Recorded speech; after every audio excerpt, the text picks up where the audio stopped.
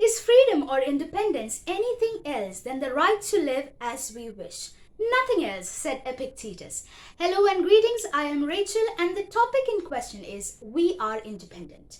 The definition of independence in the Oxford Dictionary is freedom without external control, not subject to another's authority, and being capable to think and act for oneself without being affected by or influenced by the opinions or the conduct of others.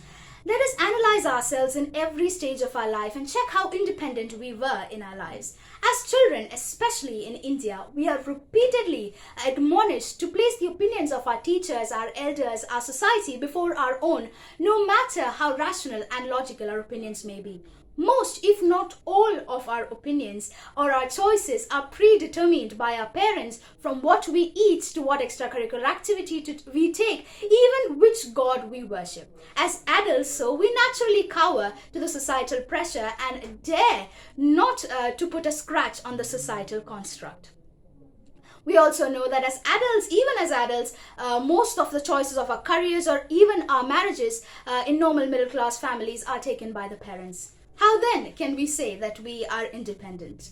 As our Independence Day is approaching, let us analyze the state of independence in our country.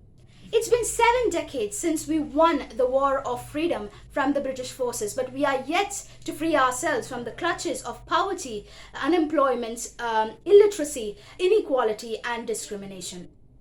We also know from the published Lancet Public Health Journal, we know that female feticide and neglect due to gender bias has killed approximately 2 lakh girls under the age of 5 in India. 73% women in India claim that they do not feel safe anywhere. The National Crime Records Bureau reports 87 rape cases per day. 163 million people state that they are subject to inhuman conditions due to caste-based discrimination, as published in the Human Rights Watch. We know that a woman is slut-shamed for what she wears and with whom she sits. If a boy and a girl sit together, they are moral policed.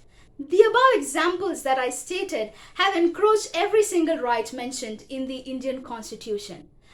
The Freedom in the World Report 2021 degraded the status of India from a free country to a partly free country. We are also not conducive as a society to single parents and bachelors and spinsters.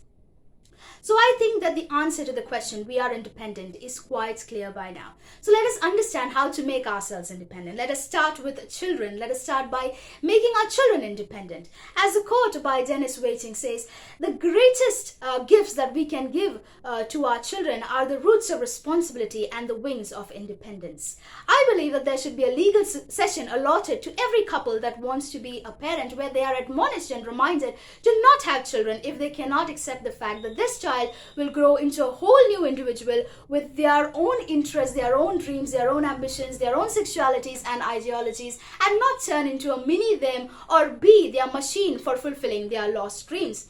This might seem radical, but it is no more radical than pushing your child to be exactly as you want them to be just because they are vulnerable and financially dependent on you. This brings us to our second point, which is financial independence. We must teach our children, our youths, and our homemakers early on financial independence by method of skill training and investing techniques. I think that the new education policy is a right step for this.